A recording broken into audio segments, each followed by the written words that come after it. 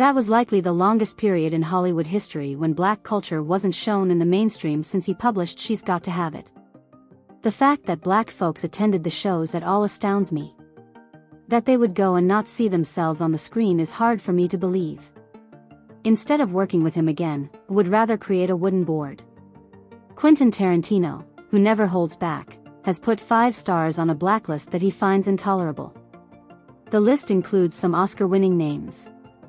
There are rumors that Tarantino informed a close employee he ruined the vibe on set, actor rage, fan horror, and one unintelligible name, total diva, zero respect for the craft. Will Smith. There were repercussions when Will Smith declined the lead role in Quentin Tarantino's 2012 film Django Unchained. One of the most discussed personnel choices in contemporary film history is still this one.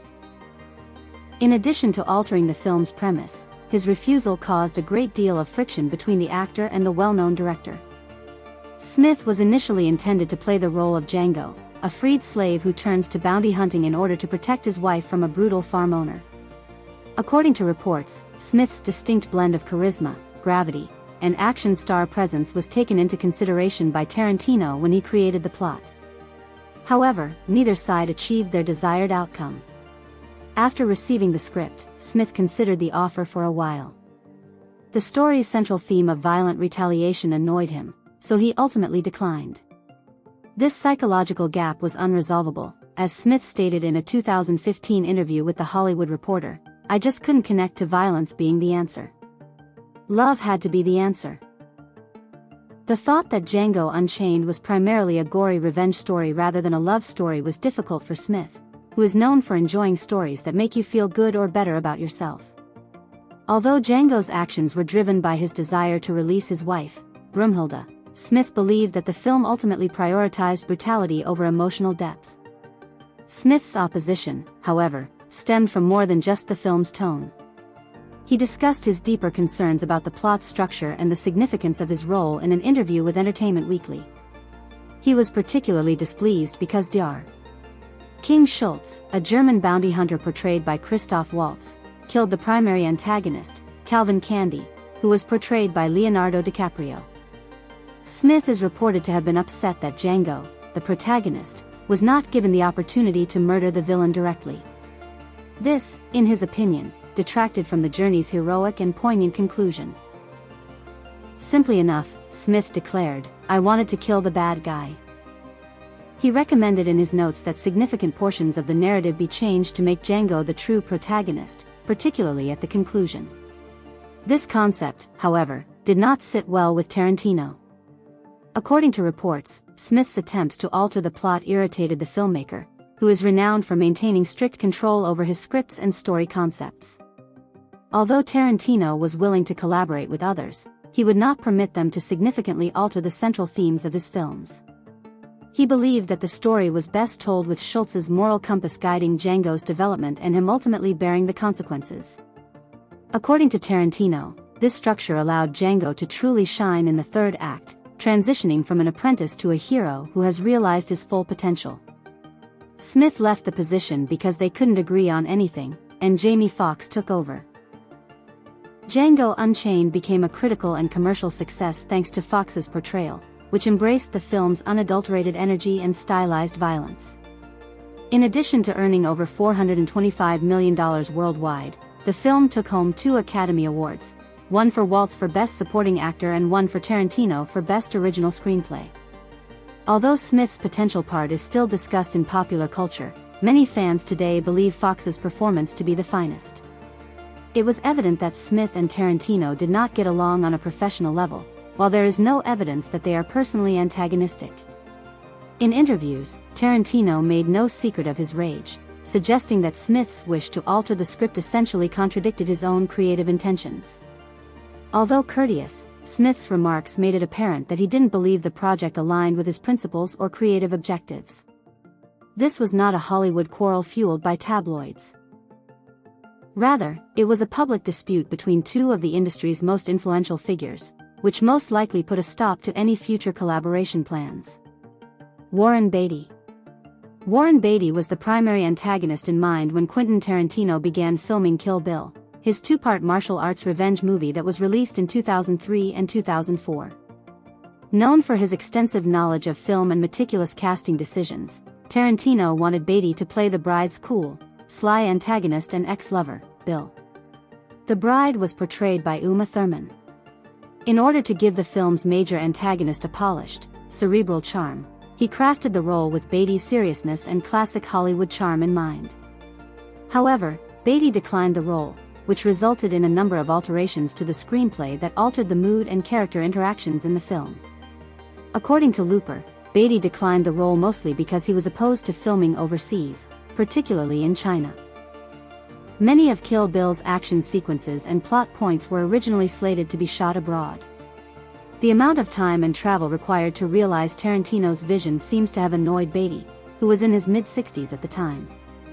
Tarantino's intentions were severely hampered by the decision, despite the fact that it was sensible and founded on logistical and possibly even personal considerations. Beatty's denial was likely a source of professional annoyance because Tarantino is renowned for insisting on using specific actors in parts he creates with those actors in mind. In Tarantino's perspective, Bill was not just a vicious criminal leader, he was also a contemplative and sometimes depressing character. The role required an actor who could be both deadly serious and nostalgic for the past, which Beatty has done numerous times throughout his career, from Bugsy to Bonnie and Clyde. Beatty's on-screen presence might have given the character a cinematic weight that would have resonated more deeply with audiences. In other words, Tarantino wasn't merely employing a villain, he was using Beatty's role as the prism through which to craft a nuanced tribute to a bygone period of American cinema. Tarantino didn't abandon the character when Beatty declined, but he did drastically alter his approach to filmmaking. For actor David Carradine, whose popularity peaked in the 1970s with the popular martial arts television series Kung Fu, he rewrote the role. Carradine gave a whole new energy to the role, despite the fact that he wasn't as well-known or famous as Beatty. In order to strengthen Bill's Eastern influences and add cerebral flourishes that complemented Carradine's performance, Tarantino expanded the character's martial arts background. The villain became more subdued and enigmatic as a result, like a Zen emperor rather than a Hollywood tycoon. The entire tone of the film was altered by this hiring shift. Bill may have been more of a noir-style genius with the easy charm of a vintage movie villain when he was with Beatty.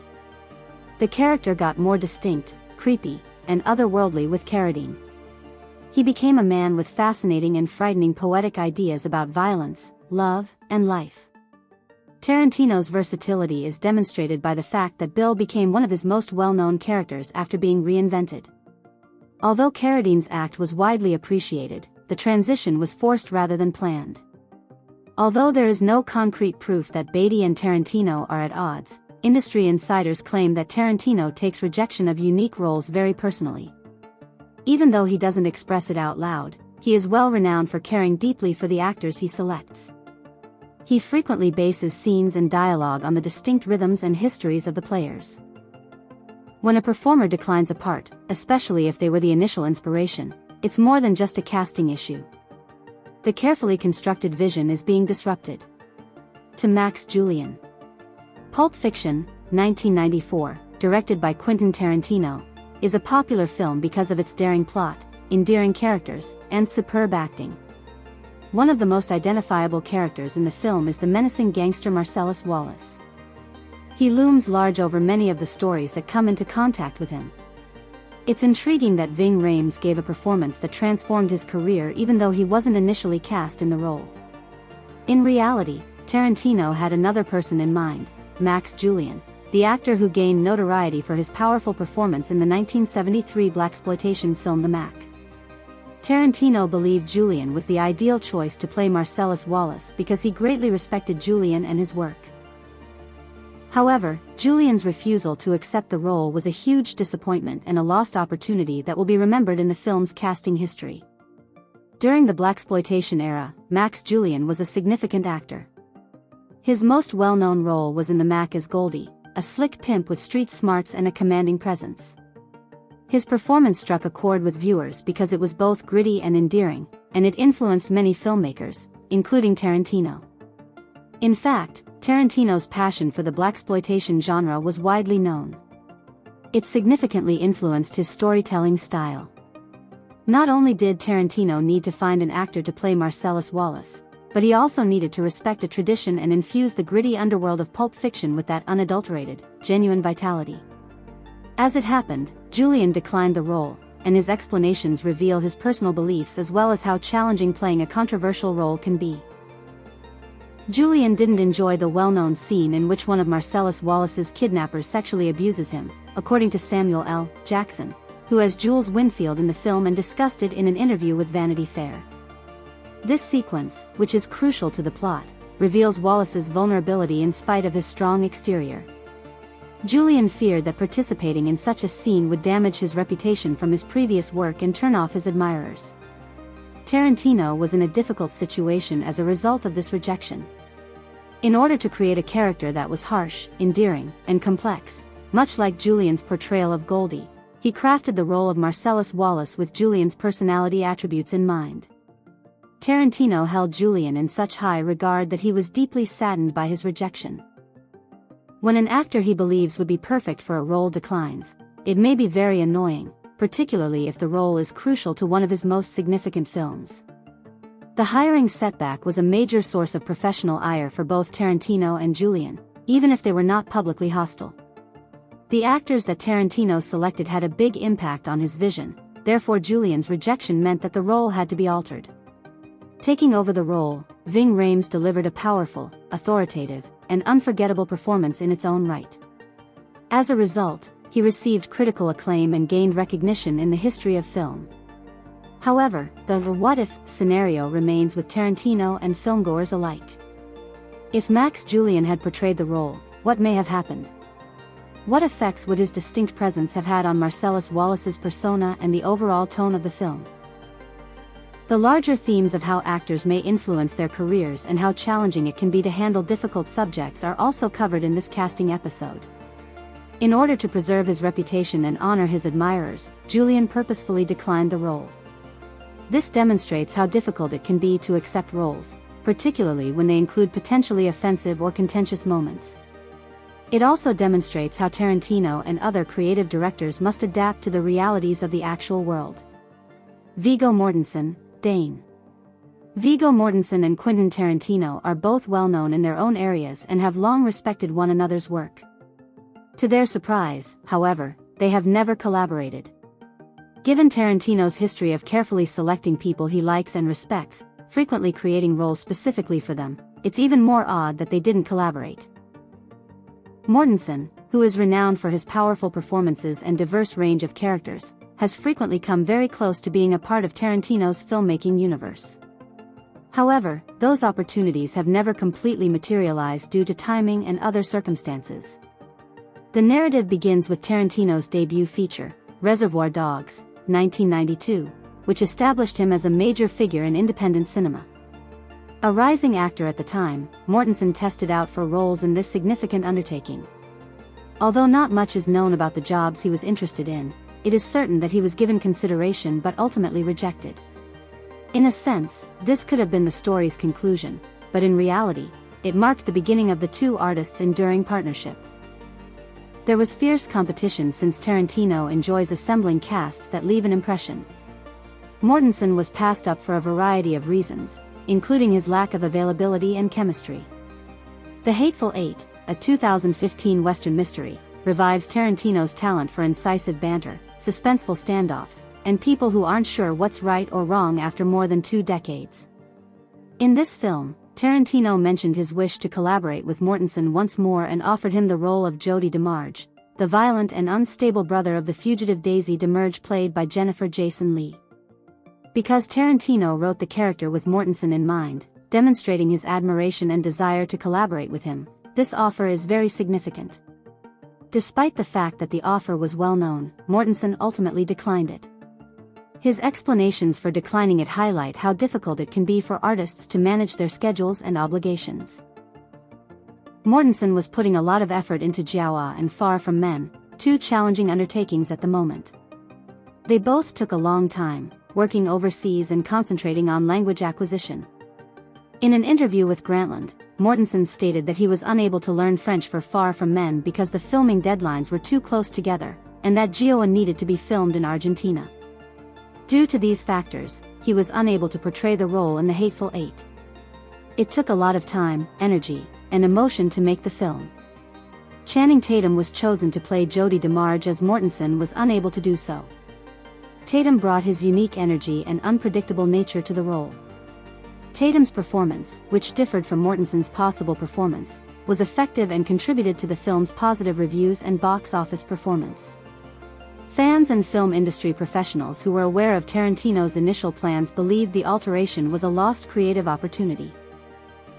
Tarantino has a great deal of admiration for Mortensen's work, as evidenced by his several attempts to collaborate with him, from considering doing so in the early 1990s to crafting a scene just for him decades later. Tarantino's sustained involvement speaks volumes in Hollywood, where many filmmakers only collaborate with celebrities for a little period of time or in exchange for cash. He seems to have recognized something in Mortensen that aligned with his creative vision and was prepared to wait for the ideal moment to realize it. However, this obstinacy must have also been a source of subdued rage. Ultimately, it can be frustrating for any filmmaker to repeatedly losing out on an actor, especially one you had in mind for your project. Nevertheless, there is no proof in the public domain that Tarantino and Mortensen are not getting along. Their respective careers are still thriving, and both men have acted professionally and with mutual respect. With roles in everything from art-house films to the Lord of the Rings trilogy, Mortensen remains a versatile actor and artist. In contrast, Tarantino continues to write and create films that inspire discussion and appreciation.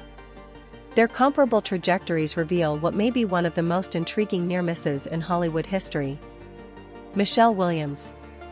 One of the most well-known and distinctive directors of our day, Quentin Tarantino, has always had a keen sense of talent and frequently seeks for actors who can give their parts passion and realism.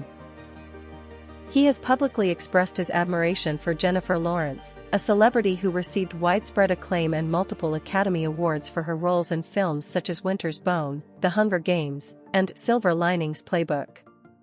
Given Tarantino's high standards and reputation for dealing with performers who can provide nuanced, impactful performances, it was evident that he admired Lawrence when he referred to her as a great actor. This admiration became a genuine opportunity when Tarantino gave Lawrence the role of Daisy Domergue in The Hateful Eight. The film's dramatic plot revolves around Daisy Domergue, a known criminal. She is a tough and complex character. The actor who portrayed Daisy, who plays a significant role in the narrative, had to be able to convey a wide range of emotions, from ferocity and cunning to vulnerability and pain. As is common with Tarantino's best characters, this one is not only incredibly strong both mentally and physically, but also has conflicting moral convictions. Tarantino demonstrated his belief that Lawrence might exhibit these qualities and his desire to harness her talent in his film by giving her such a significant role. Even though the role would have been prominent and artistically demanding, Lawrence ultimately declined the offer. The official reason for her refusal is unknown, but according to Things, a pop culture website that obtains insider information, it's generally assumed that she declined because of schedule conflicts or because she didn't like how serious the role would be. Given her hectic schedule at the time, which featured a number of highly regarded and successful films, Lawrence might not have had the time to devote to The Hateful Eight.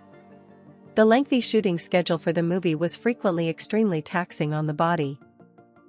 The character's violent and cruel arc, which featured scenes of abuse and confinement, might have partly influenced Lawrence's decision. This demonstrates how difficult it is for actors to select roles that call for them to handle difficult subjects. Tarantino reportedly expressed disappointment when Lawrence rejected him, but he remained courteous and professional.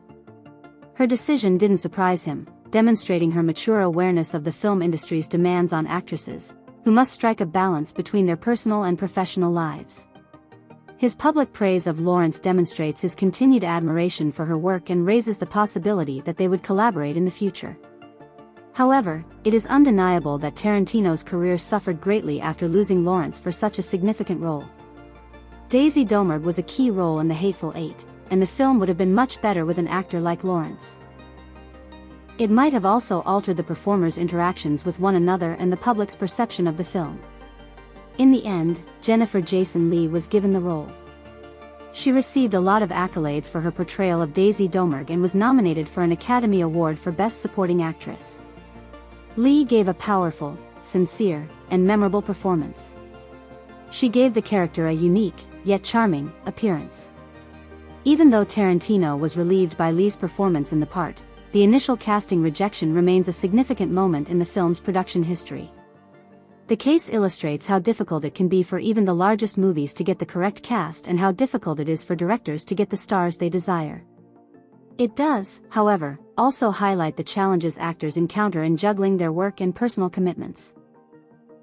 Furthermore, even if they are accepted, these rejections can be upsetting because Tarantino bases his roles on each actor's unique abilities.